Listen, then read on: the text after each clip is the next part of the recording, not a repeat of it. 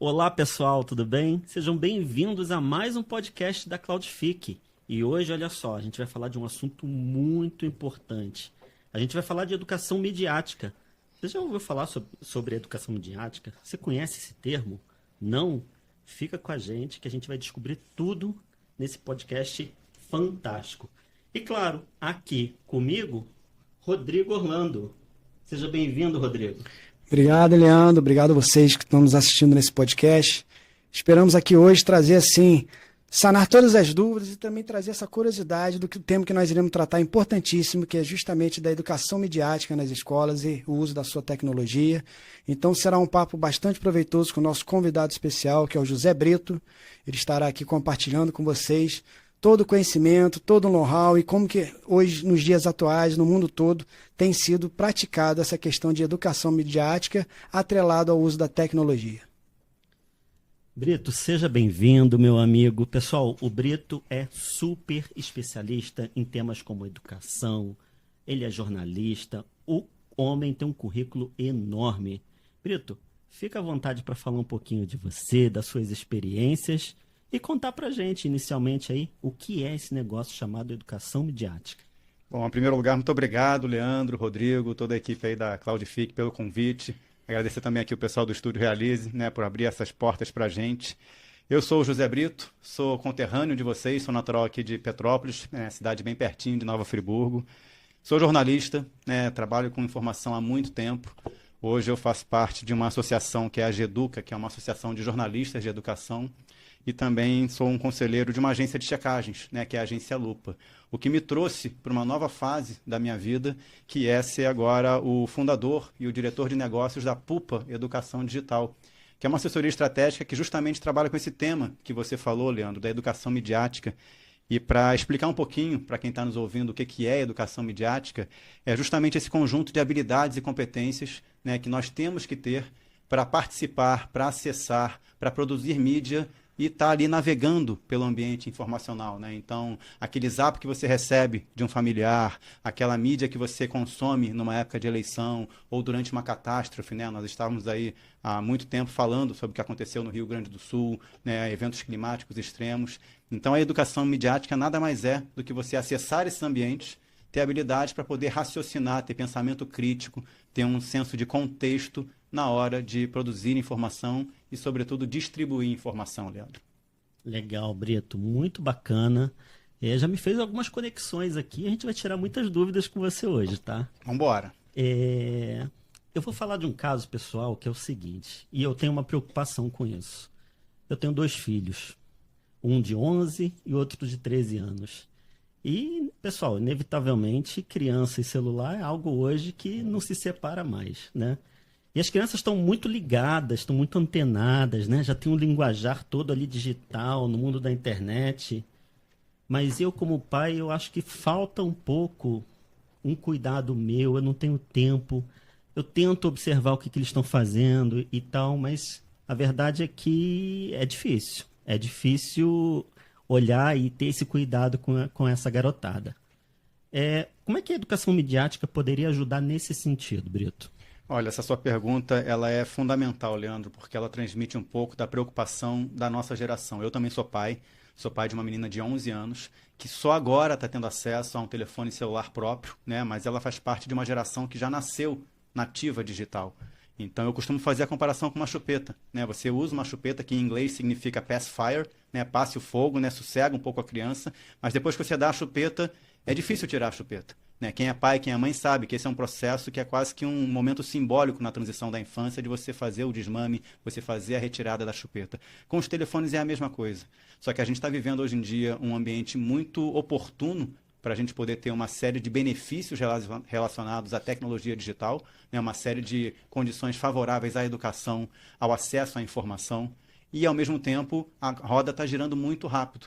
A gente está percebendo que é uma possibilidade de ter um freio de arrumação, né? Já se discute a participação do telefone numa escola para crianças, né? A minha filha estuda numa escola particular no Rio de Janeiro, onde o telefone celular é proibido e só é necessário e utilizável para crianças, para jovens a partir do 7º ano. Ou seja, quando você tem ali pelo menos 14 anos. 15 anos. Porque antes disso, né, a infância no Brasil vai até os 12 anos de idade. Há uma necessidade hoje da gente poder vivenciar a infância na sua plenitude, a infância no seu brincar. Mas, ao mesmo tempo, essa é uma geração que já está conectada com uma série de ativos. Você citou o exemplo da sua família, eu cito o exemplo da minha. Minha filha tem 11 anos e, ao fazer uma pesquisa para geografia, ao fazer uma pesquisa para um outro trabalho de escola, será que ela vai copiar um link do Google? Ou ela vai começar a ter que ter habilidade para se relacionar com uma ferramenta de inteligência artificial como um chat GPT? E eu digo isso porque ela deve estar vivendo isso na prática e daqui a pouco a gente está falando sobre o futuro do mundo do trabalho. Ela vai ter que ter, de uma maneira ou de outra, condições de participar desse ambiente. E, ao mesmo tempo, com tudo girando muito rápido, né, a participação dela nos ambientes de mensageria, por exemplo, também requer uma série de cuidados. Mas ela já dota de uma formatação no seu HD, digamos assim, nativa digital. E a gente tem que olhar para isso com responsabilidade, com senso crítico, né, com discussões sobre ética, regulamentação. Não à toa, a idade mínima para você poder participar de uma rede social é 13 anos. Por quê? Porque é depois da infância, na fase da pré-adolescência. Só que a gente vive num mundo em que, levante a mão aqui, quem não conhece uma família, um amigo, um colega, onde o filho ou a filha já tem acesso a uma tecnologia digital desde os 4, 5, 6, 7 anos. Sem nenhum juízo de valor.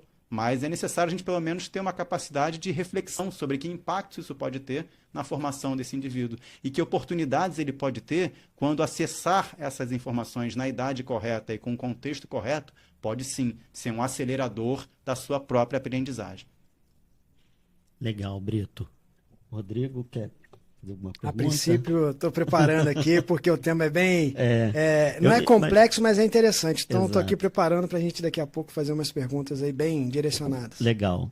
Me veio então uma questão muito importante aqui com relação ao que você falou, Brito, dessa importância. Eu fico pensando que eu, como pai, eu poderia, né, tentar de alguma forma orientar meu filho, você como pai, o Rodrigo futuramente, né, se for pai também, ainda não é. Mas eu fico pensando que talvez uma orientação que parta de cada um não seja uma orientação mais plena, mais adequada, porque cada um tem uma visão de mundo e tal. E você acha que a educação midiática, com uma abordagem na escola, poderia ser esse ponto de referência e tratar o assunto da melhor forma, de uma forma mais coordenada, incluindo, por exemplo, no momento da aprendizagem ali, dialogando com outras matérias, enfim. Você acha que isso funcionaria bem? Olha, Leandro, essa é uma pergunta mais complexa porque é aquele ditado, né? Você precisa de uma aldeia inteira para educar uma criança, né? Para poder permitir que ela tenha um desenvolvimento pleno. E o Brasil já conta com um conjunto de regulamentações, já conta com uma base nacional comum curricular, já conta com uma oportunidade de letramento para essas crianças. E, obviamente, cada um tem uma visão de mundo, né? E não é só o papel da escola, né? A gente vive num país em que, muitas vezes, a escola é uma oportunidade de alimentação para uma criança, uma creche é uma oportunidade para uma mãe, para uma família poder trabalhar. A gente sabe que a criança, quando está num ambiente de aprendizagem, já chega com muita informação. Na nossa época não era assim. Na nossa época a gente tinha lá o professor, a professora, a educação baseada na memorização, né? Quais são as capitais do Brasil, né? As musiquinhas para você poder aprender matemática, física, né? Lembra da preposição? A, ante, até, após, com, contra, de. Tem uma série Tem de uma coisas. que eu decorei que Qual é é a assim, tua? hélio, neônio e argônio, criptônio, xenônio e radônio. São os elementos químicos da tabela e, assim, nunca mais esquecer. É Então, fato. a gente avançou um pouco nessa linha do tempo e quando a gente fala sobre educação hoje em dia, tem uma frase que eu estou até vendo aqui na minha frente, que é do Léo Pekala, ele é vice-diretor do Instituto do Audiovisual da Finlândia e eu estive com o Léo num evento, né, de pesquisadores, de comunicadores em Helsinki no meio desse ano e ele falou algo que faz muito sentido, né? Toda a educação, hoje em dia, é uma educação midiática. Por quê? Porque a gente não pode se desconectar do nosso tempo, que é um tempo de mídias. Né? É óbvio que isso é para ser colocado num contexto e que a gente vai ter o aprendizado em português, matemática, né? A gente precisa que a sociedade brasileira entenda que a gente precisa performar melhor em conceitos básicos de educação, mas, de uma forma transversal, já existem possibilidades de fazer isso de forma inerente, né? De forma complementar aos ciclos de aprendizagem. né? E isso é uma oportunidade. Mas digo, não pode ficar só nos muros da escola. É preciso que, ao se falar de educação midiática, a gente entenda que isso é uma formação cidadã, é uma formação para a vida, né? A cidadania digital é uma expectativa que a gente tem de pensar a participação nos ambientes digitais de forma responsável. O que significa isso? Se eu faço uma publicidade, um post pago e vou te ofender, vou cometer um crime, seja racista, seja homofóbico, seja um crime de ódio, eu, José Brito, vou responder por isso civilmente. Mas a plataforma que ficou com os meus R$ 20 de patrocínio também tem que ter algum tipo de regulamentação para poder coibir esse tipo de assunto. A gente está com exemplos diversos aí na sociedade, né? A plataforma X bloqueada, regulamentação na Austrália que está revendo agora a idade para poder ter acesso ao TikTok para os 16 anos. As escolas brasileiras, né, que a gente já viveu, né, Leandro, né, Rodrigo? A discussão sobre o celular na sala de aula. Tem 10 anos que a gente fala sobre isso. Verdade. Só que 10 anos depois a gente fala de novo, porque agora o contexto é outro. E já é uma realidade você perceber que a interação social numa escola, na hora do recreio, é fundamental para o desenvolvimento cognitivo de uma criança, de um adolescente. Então, isso é um ponto que, respondendo diretamente à sua pergunta, é necessário que a escola tenha uma visão responsável, e as escolas têm isso, e a gente tem a perspectiva de que a sociedade como um todo deve participar. Você não deve simplesmente abandonar o acompanhamento dos seus filhos ou dos seus adolescentes na aprendizagem. Mas isso é difícil, porque cada um é cada um, mas é uma tarefa de todos. E como que você vê, né? Até a gente pegando uns tópicos aqui, né, Leandro?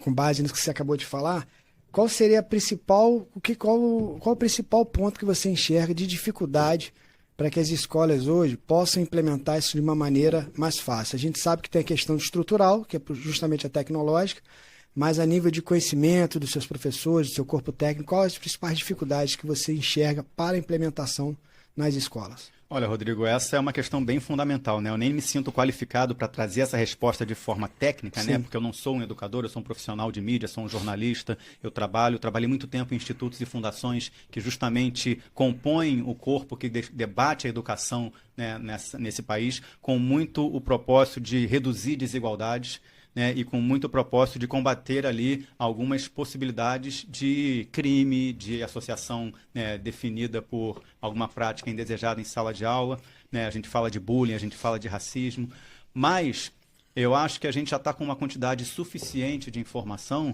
para prever que em determinados ciclos de aprendizagem, como o ciclo do Fundamental 2, né, que vai ali do 6º ano ao 9º ano, o ciclo do ensino médio, onde você tem uma quantidade de massa crítica já consolidada com o indivíduo, e aí o indivíduo, eu digo, o adolescente e o jovem, a gente tem uma oportunidade de discutir a participação em mídias desse adolescente jovem. Eu costumo perguntar, né, para todo jovem que discute informação comigo, como é que você se informa hoje em dia?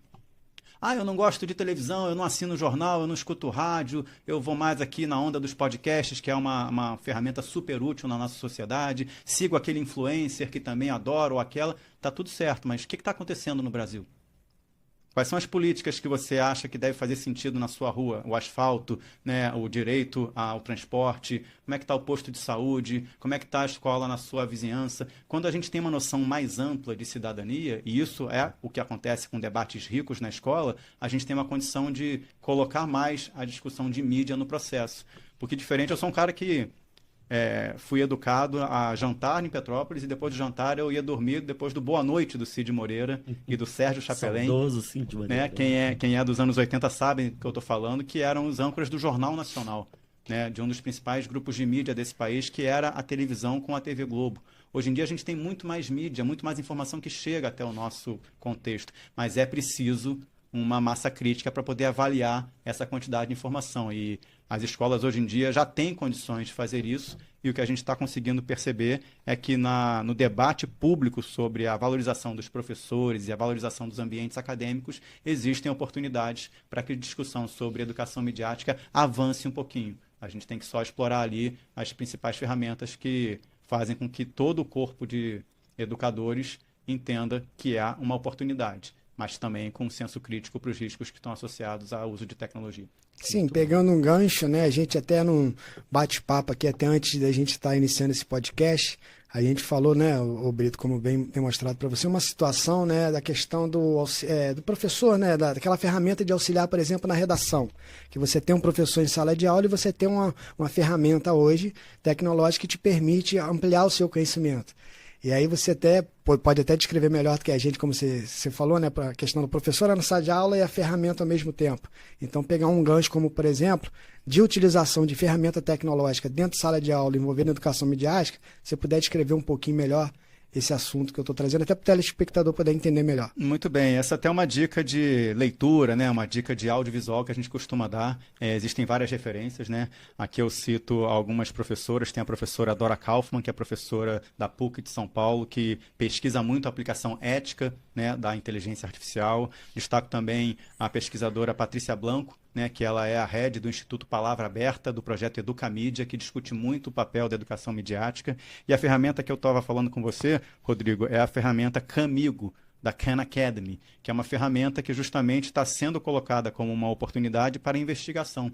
E para que essa investigação possa ser um pouco mais completa, eu dou como dica de referência para quem está nos ouvindo um documentário que está disponível na Netflix, que se chama What's Next? O que vem por aí, o que vem depois, onde ele tem uma participação do Bill Gates, né, que já foi head da Microsoft, né, hoje ele está lá atuando mais numa situação de conselho, né, da Fundação Bill e Melinda Gates, mas ele é uma pessoa que investe muito, né, no desenvolvimento da tecnologia. Eu acho que o Bill Gates dispensa apresentações, e ele está muito próximo do Sam Altman, que é o head da OpenAI, que é justamente a ferramenta que tem como disponibilização para a sociedade conhecida como ChatGPT. E a ferramenta do Camigo, ela tem sido disponibilizada em pelo menos já 40 países. Obviamente, né, não dá para comparar realidades, né? A gente tem problemas no Brasil, desafios no Brasil, oportunidades no Brasil, mas é uma ferramenta que está sendo utilizada para testar a análise de padrões, por exemplo, de uma redação.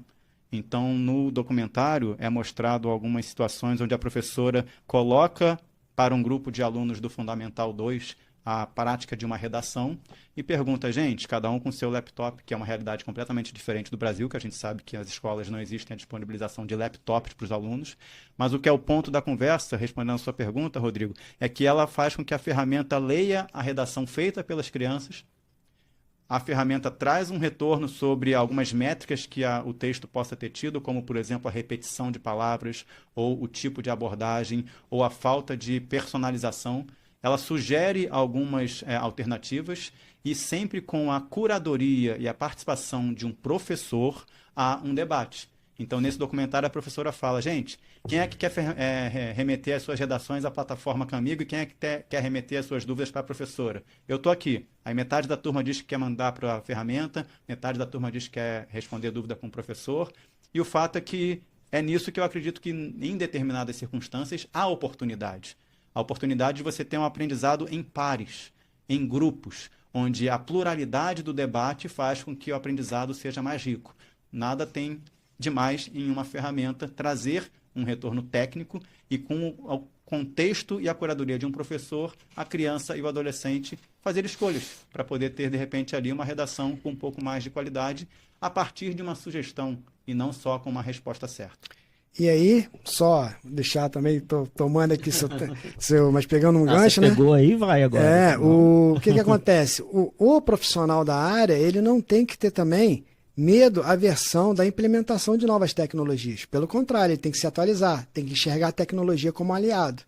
E, assim, no meu ponto de vista, e você por ser especialista no assunto, por favor, me corrija, eu acho também que, assim, o profissional da área de educação, ele não tem que levantar uma barreira para a utilização da tecnologia. Ele tem que enxergar como aliada, porque senão pode ter aquela versão, poxa, a tecnologia vai me substituir, amanhã depois a sala de aula não precisa mais de mim.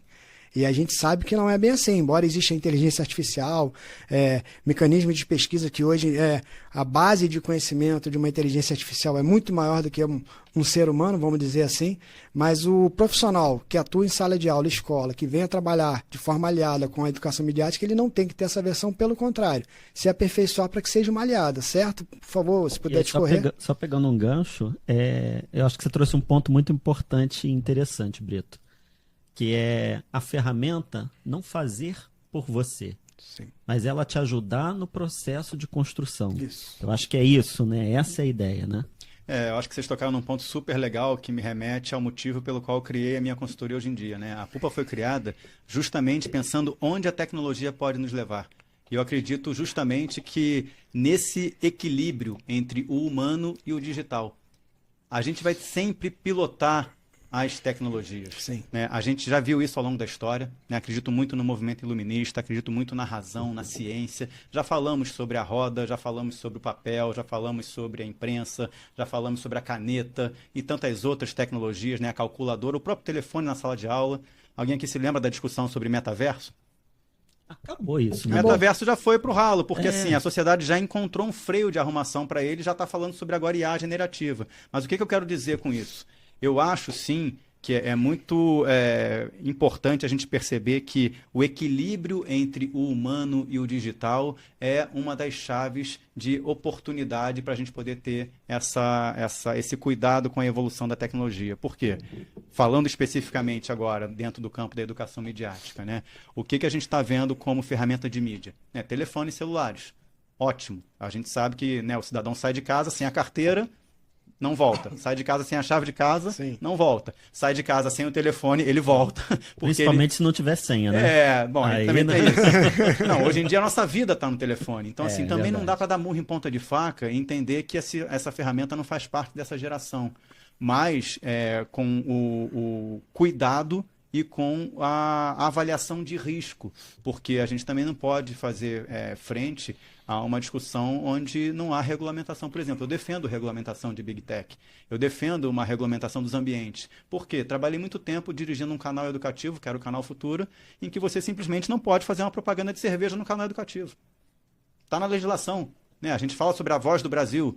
Não gosto da Voz do Brasil, gosto ou não gosto. Está na legislação, você tem ali 1 hora sobre a Voz do Brasil. As concessões das TVs, né? São concessões públicas, mas se você não vai retirar a concessão, mas você tem uma regulamentação para fazer. Propaganda de cigarro. Alguém aqui deixou de fumar ou está fumando porque a propaganda não passa mais na TV, porque o carro de Fórmula 1 não tem mais escrito Marlboro? Né? A gente sabe que existem regulamentações e as pessoas vão continuar tendo o seu direito de fazer escolhas, mas algumas regulamentações precisam ser colocadas justamente para poder fomentar o desenvolvimento do ambiente. E nisso a gente pode ter a educação midiática como um ativo para não só enxugar gelo, combatendo desinformação, e sim auxiliando na formação das pessoas que já estão convivendo com muita mídia e podem fazer isso de forma mais responsável.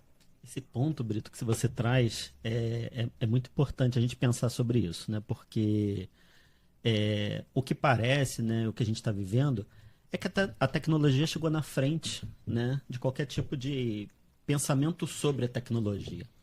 Você falou do ChatGPT e tem todas as outras ferramentas que existem que elas simplesmente chegaram sem um manual de instruções, né? Sem alguém dizendo como que usa, simplesmente chegou e você começou a usar. Mas eu fico perguntando, será que você usa da maneira correta? Né? Será que você toma os cuidados que deve tomar? E eu acho que nesse sentido, quando você traz a educação midiática, é justamente para estabelecer essas barreiras de proteção, né? Para trazer esse tipo de informação para a criança, para o adolescente que já está com isso na mão. A gente, enquanto adulto, claro que a gente dá umas escorregadas aqui e ali, mas a criança, ela está descobrindo esse mundo, ela já vive esse mundo e ela está descobrindo isso muitas das vezes sozinha. Exatamente. Então esse ponto eu acho importante. E você falou um ponto no começo que você falou assim, eu estive na Finlândia debatendo um pouco sobre educação midiática. E se você puder falar um pouco, esses países, né, que geralmente estão um pouco mais à frente que a gente, no sentido de tecnologia e de debates, para onde que está indo essa conversa quando a gente olha lá para fora? E falar um pouco dessa sua experiência, né, na Finlândia e tudo mais. Legal, né? Podendo trazer um pouco mais de contexto para as pessoas, eu tive recentemente em Helsinki, a convite de uma rede de pesquisadores de comunicação, que é a DCN, que é a Digital Communication Network. Essa rede é uma rede patrocinada pelo Departamento de Estado americano, que obviamente fomenta a pesquisa em universidades do mundo inteiro, né, que estão discutindo aí justamente regulamentação de ambiente digital, avanço de IA generativa. Um salve aqui para o meu querido Alexandre Sayad, que é um professor que trabalhou muito lá no Futura com o projeto Educamídia, que me fez esse convite.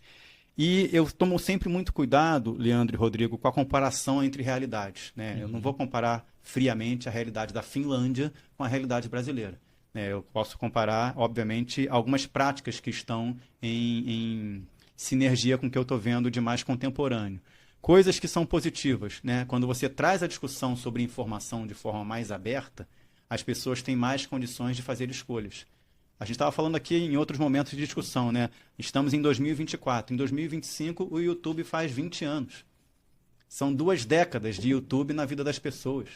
O Google vem de 1998. O TikTok é mais recente. É tudo muito recente. Eu estou com 46 anos e boa parte da minha carreira eu vivi mergulhado nesse ambiente de transformação digital, mergulhado nesse ambiente onde a informação passou por muitas nuances.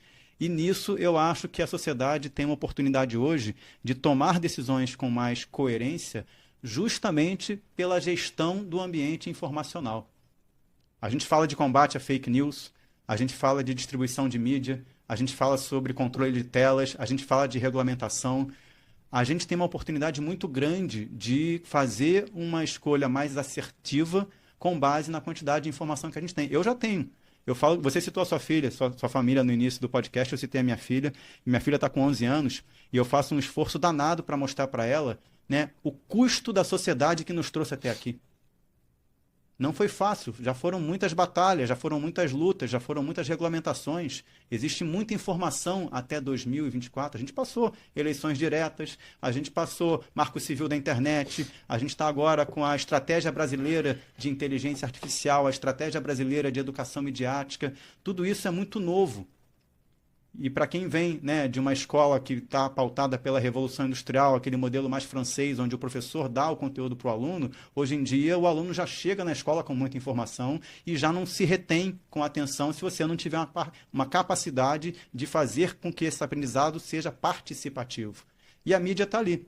Ela pode ser usada de forma mais responsável, mas ela não pode ser ignorada, porque ela já faz parte do dia a dia dessa geração e a gente tem uma condição de perceber isso. Então, nessa rede de pesquisa da qual eu faço parte, a gente percebe muito as perspectivas de cada país com relação à valorização da informação. Esse é um primeiro ponto de partida. A informação tem que ser transparente, tem que ser plural, mas tem que ser algo que é checado, algo que é confiável para poder ter uma capacidade maior de diálogo com as crianças, adolescentes e professores. Legal. Você me fez lembrar de uma coisa que foi engraçada, que aconteceu em casa também. Você trouxe de volta a questão da família, né? E é o linguajar que as crianças têm hoje, né? Por essa vivência no mundo digital. A gente estava conversando em casa, eu estou escutando o meu filho falar, né, com alguém, enfim, não sei o que lá, está stalkeando o outro. Falei, que stalkeando e tal. Aí comecei a prestar um pouco mais atenção naquele linguajar. Ele falou assim, e eu sou da área de tecnologia, tá? Ele falou ali umas 3 ou 4 palavras que até então eu não fazia ideia do que era. E aí você trouxe a questão da escola, né? E a gente está pensando aqui num modelo, né, de talvez a gente fornecer algum tipo de conteúdo para as crianças com base nessa vivência do mundo digital e proteção, mas é importante falar dos professores também. Eu, como pai, não consigo entender o que a criança está falando ali. Imagina dentro de sala de aula. E aí você falou desse modelo que o professor fornece o conteúdo, mas hoje o que me parece é que as crianças têm tanta base quanto os professores para dialogar, mas os termos não são os mesmos. Então eu queria entender assim, qual a sua visão também para o professor nesse mundo digital que lida com essas crianças. Eu lido com 2, o professor lida com 30 dentro de sala de aula, que é uma outra questão importante.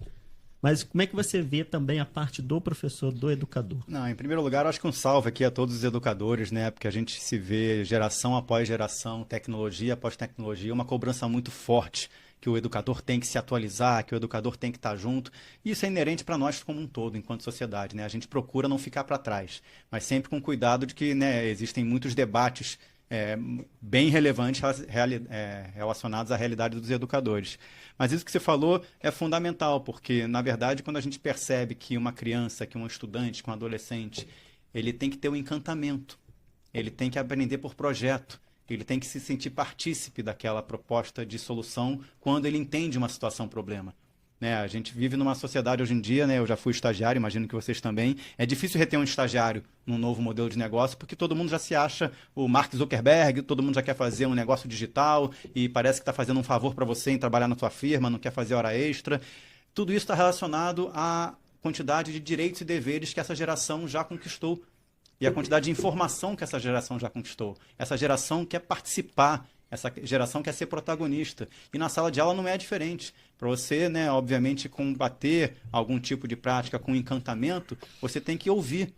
E é difícil ouvir com tanta quantidade de conteúdo que você tem que colocar, com quanta rotina que você tem que dar aula em três escolas.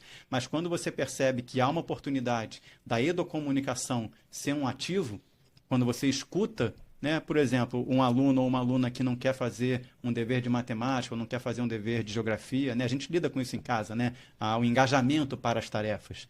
Mas quando você divide a responsabilidade com esse indivíduo, você divide a possibilidade dele pensar numa solução.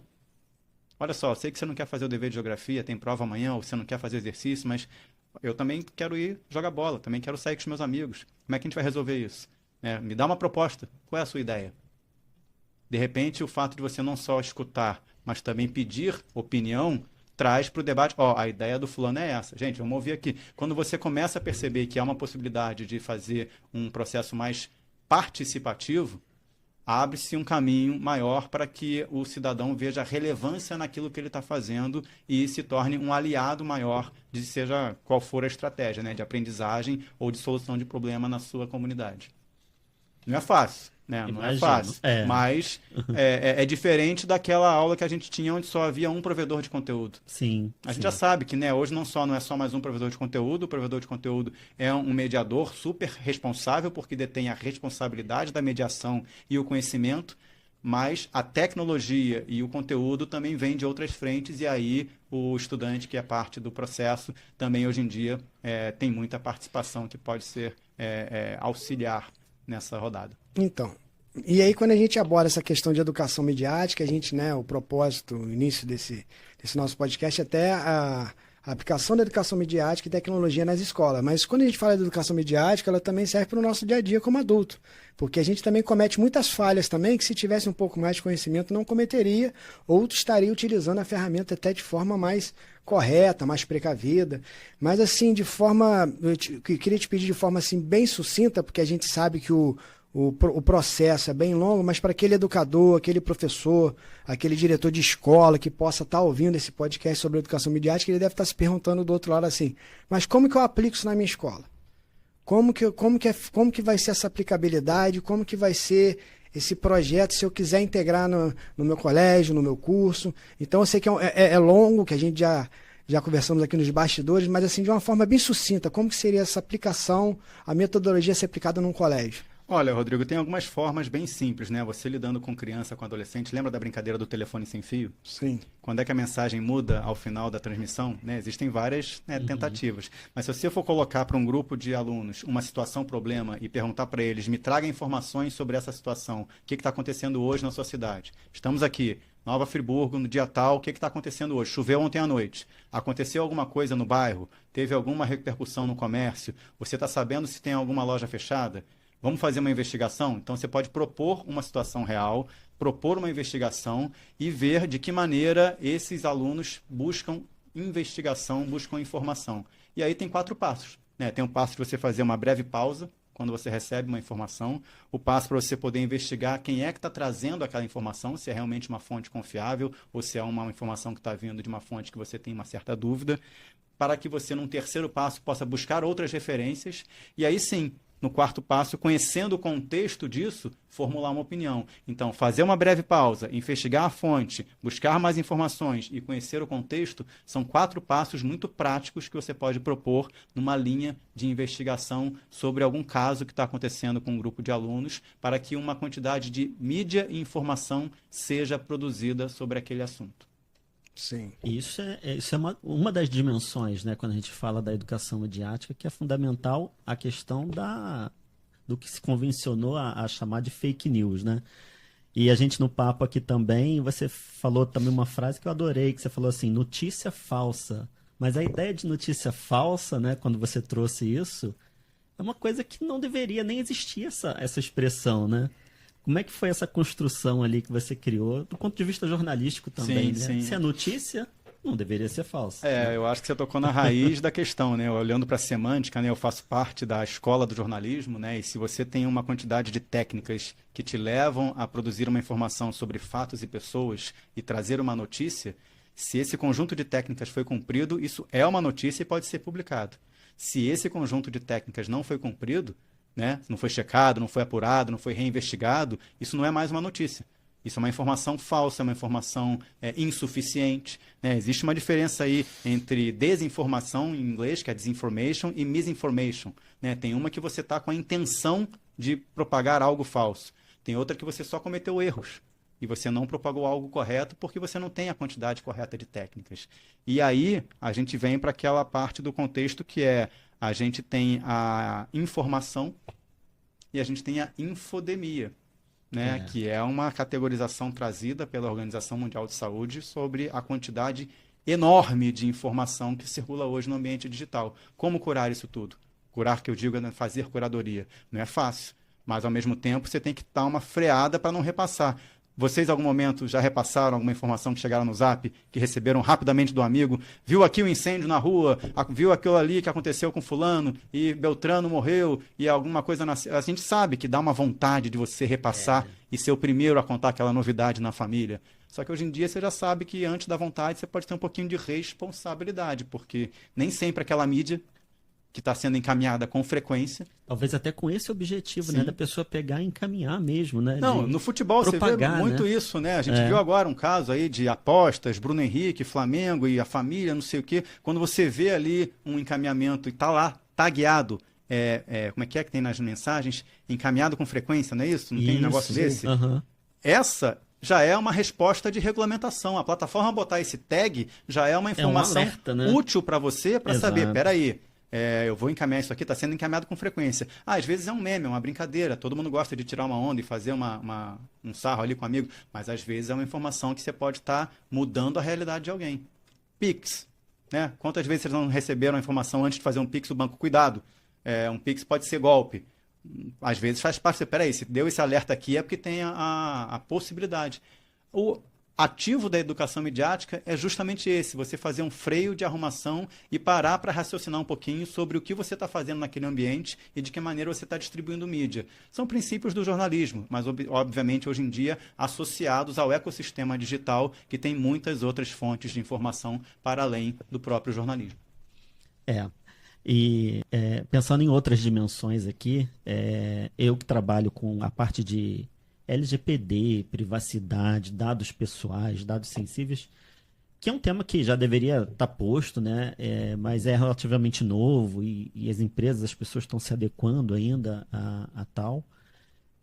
Quando a gente fala do jovem, do adolescente, talvez ele ainda também não tenha essa noção, né? O que eu devo compartilhar? Quais são os perigos de expor uma informação, né?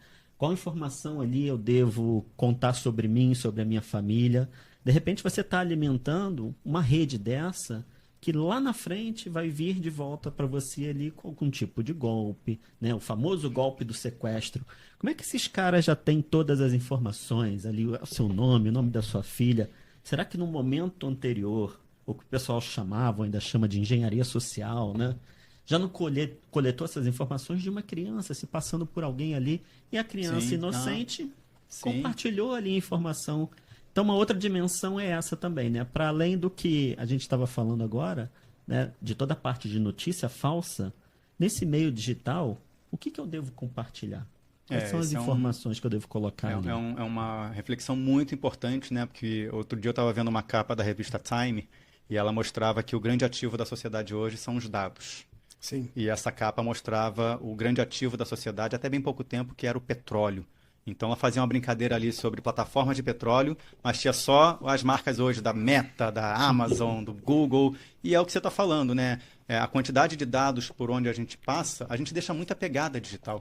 Muita. E a Lei Geral de Proteção de Dados, que o Brasil tem de forma muito consistente, que já se baseia muito em alguns outros regulamentos que você conhece muito bem, da Comunidade Europeia, de outras experiências de outros países, ela deixa um legado super importante.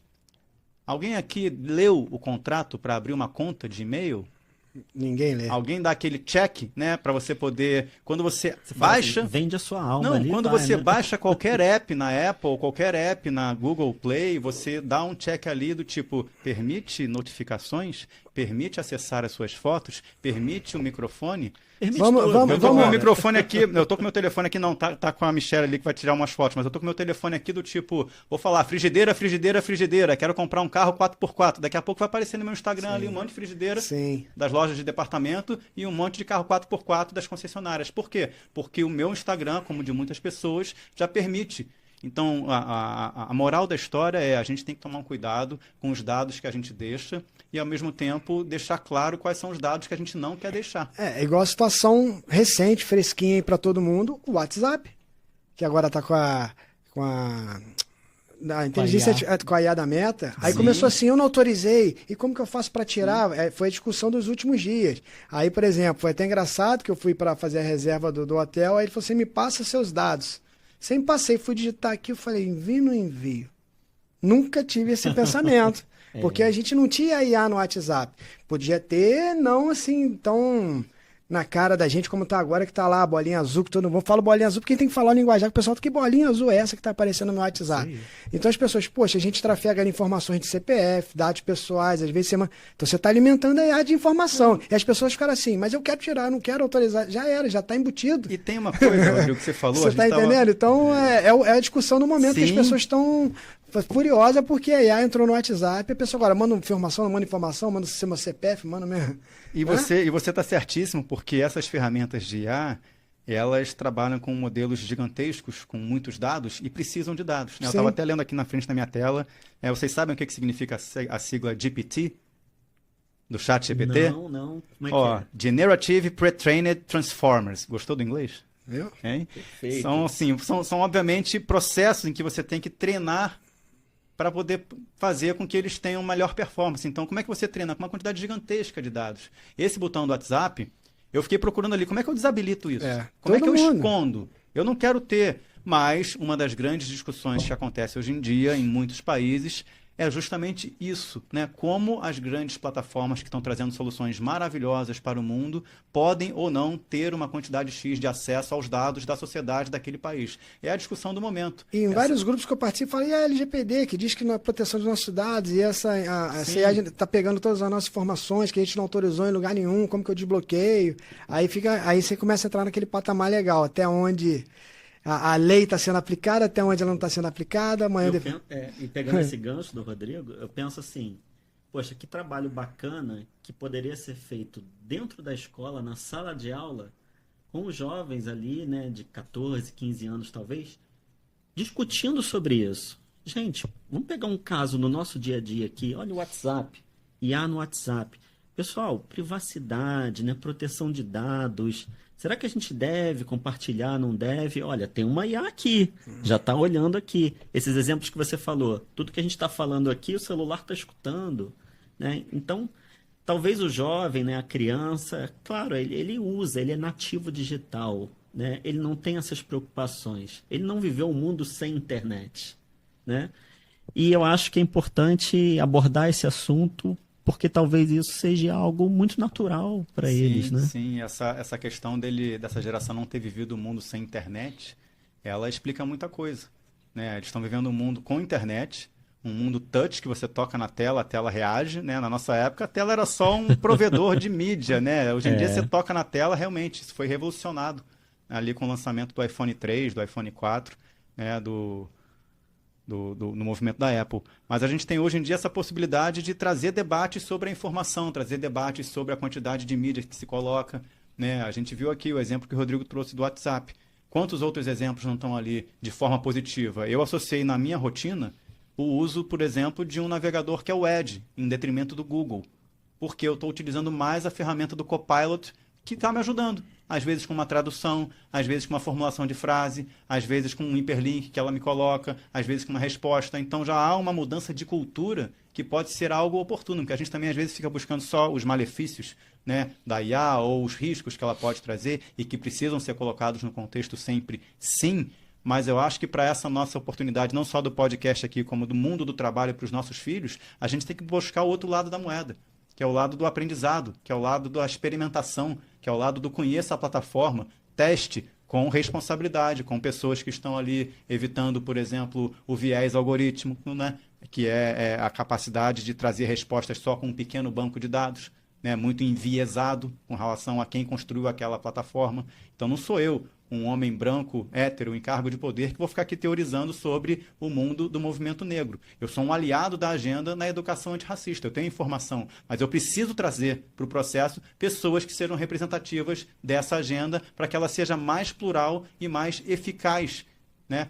Até no livrinho de história, minha filha, quantos livros de história infantil uma menina não tem que ser salva por um homem que chega num cavalo alado branco para salvar lá o... Hoje em dia a menina não quer mais ser salva, ela quer participar da conversa. Ela quer ter mais diversidade nas histórias. E ela sabe que isso pode ser uma coisa que a gente construa daqui para frente. Mas isso é parte de um processo que não leva mais 100 anos, leva 2, 3, e é muito mais rápido, né? Esse que é o grande desafio, trocar o pneu do carro com o carro andando. É. E por que não ela salvar o homem, né? Sim. Hoje a gente está numa sociedade que não tem mais, não deveria ter mais essas barreiras, né? Mas a gente caminhando aqui mais para o final, Brito, olha, é muito papo, pessoal. A gente fica aqui, ó, por horas e horas, né? Eu acredito. Esse tema, né, da educação midiática realmente é algo que a gente tem que pensar, né? A gente tem que entender como isso pode fazer parte do nosso mundo, do mundo escolar, né? Do nosso ambiente de casa mesmo. Eu acho que você daria alguma dica para a gente começar a pensar nisso no ambiente de casa? O que eu poderia fazer? Qual seria uma pequena ação mesmo que dentro de casa eu já poderia tomar para já começar a introduzir isso no meu mundo? Olha, muito obrigado aí pelo convite, sempre, né? Agradecendo aqui a Claudific, ao Leandro, ao Rodrigo, pelo papo que foi super ótimo. Sobre o ambiente de casa, eu sou conselheiro da Agência Lupa, que é uma agência de secagens, que uma vez eu estava até lembrando, eu ganhei uma caneca que tinha uma frase na caneca, que era a seguinte: antes de ter certeza, tenha dúvida. Então, antes de mais nada, se você está com dúvida, não tem problema, né? Eu acho que a gente trabalhou muito tempo junto, não são as respostas que movem o mundo, são as perguntas. Lembrei disso agora. Faça perguntas, né? Faça perguntas antes de sair trabalhando com uma informação. Outra coisa, outra dica que eu dou para quem é pai, para quem é mãe, que está ali, né, se degladiando com seus filhos para sair das telas ou está tendo um tipo de dificuldade, converse com eles um pouquinho sobre seus compromissos, seus deveres, né? A criança está arrumando a cama, está escovando o dente, está indo tomar banho, está fazendo o dever de casa sozinha. Antes disso, não faz sentido ela ter um telefone celular se ela não tem uma noção de civilidade, ela não tem uma noção do seu espaço no ambiente colaborativo da própria família. E, obviamente, gente, né, fiscalize, fique por perto, né, grupos de WhatsApp. A gente sabe que a idade mínima para você ter uma rede social, em média, são 13 anos. Por que é 13 anos? Porque é quando você sai da infância, vai para a pré-adolescência e está no momento ali de mudança corporal, mudança do seu entendimento de mundo. Aí sim, você começa a ver mais notícias, a ver que o mundo é cruel, que o mundo é violento, que o mundo tem guerra, e você precisa de contexto.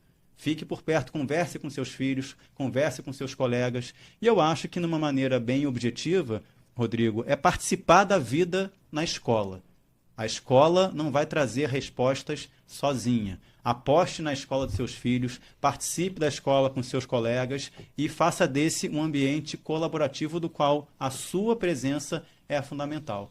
É isso que a gente também tenta fazer com a PUPA, Educação Digital, nessa fase de diálogo com a sociedade. Então, e aí, Brito, assim, sem querer voltar, embora você tenha explicado muito bem a colocação que eu fiz, nós da Claudific, juntamente em parceria com vocês da PUPA Digital, com esse projeto da educação midiática nas escolas e tecnologia, como que assim, repito até a pergunta de forma sucinta, um educador, um diretor de um colégio, por exemplo, eu quero implantar.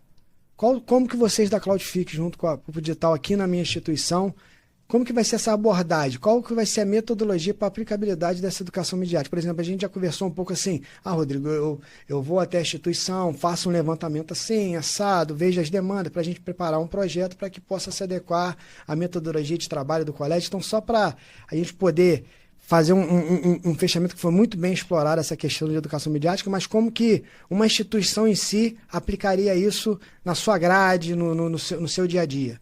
Perfeito, Rodrigo. Eu acho que o primeiro passo é acessar cloudfic.com.br. Correto. Esse é o primeiro passo. Eu deixo aqui também o endereço da PUPA, que é pupaedu.digital. E a partir dessa investigação, a gente consegue fazer com que as escolas entendam como a nossa parceria pode contribuir para os professores incluírem isso no seu projeto político-pedagógico. O que é isso? É o professor trazer a possibilidade de dizer o que ele está trabalhando naquele ano, quais são as principais informações, qual é a proposta da escola, e a gente, com essa parceria, consegue fazer uma investigação para mostrar para ele como o ambiente digital, com uma série de técnicas, com uma série de oficinas, para que ele produza mídia com seus alunos, para que ele possa produzir mais conteúdo no planejamento das aulas com seus educadores, sobre acesso à informação, sobre IA generativa, sobre educação midiática, sobre cidadania digital. A gente coloca a mão na massa. Só que a gente não coloca simplesmente, Rodrigo, um portfólio para a escola. Sim. A gente ouve a escola, conhece o professor e diz para ele, olha, se você quiser navegar nesse ambiente com um pouco mais de cases e exemplos, a gente pode te dizer aqui algumas técnicas que podem fazer essa navegação ser mais suave.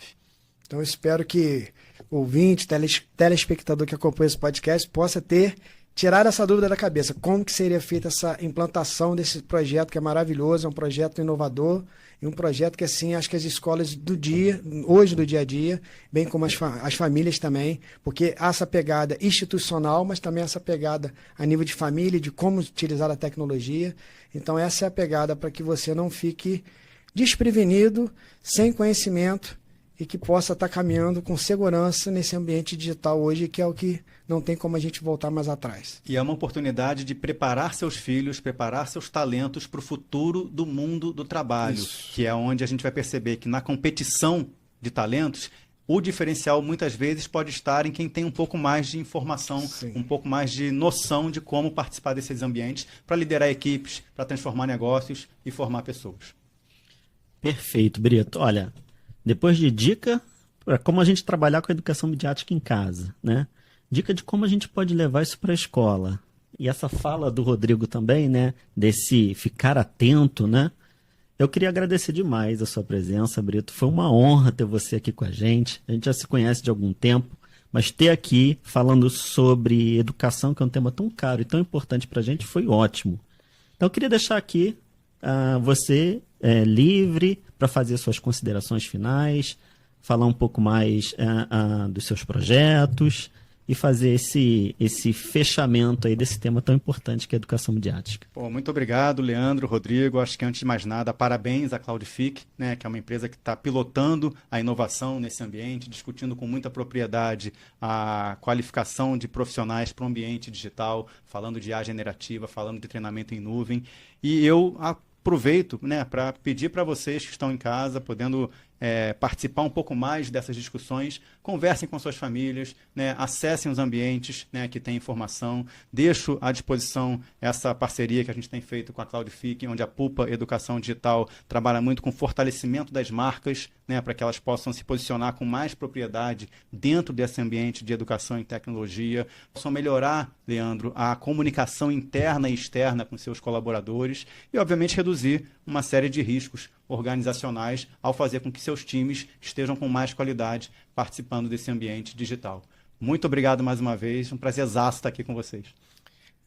Queria também dizer, né, Leandro, para quem não sabe, nós da Cloudfic estamos situados na rua 7 de setembro, sala 202, aqui em Nova Friburgo, na qual nós temos essas 3 pegadas: educação midiática e tecnologia nas escolas. Trabalhamos também com curso na área de tecnologia, computação em nuvem, programação, e temos também um braço lá de aperfeiçoamento profissional, porque hoje em dia o aperfeiçoamento profissional está ligado inteiramente à tecnologia. Então, às vezes, você está se capacitando num curso, por exemplo, de gestão e liderança na sua empresa.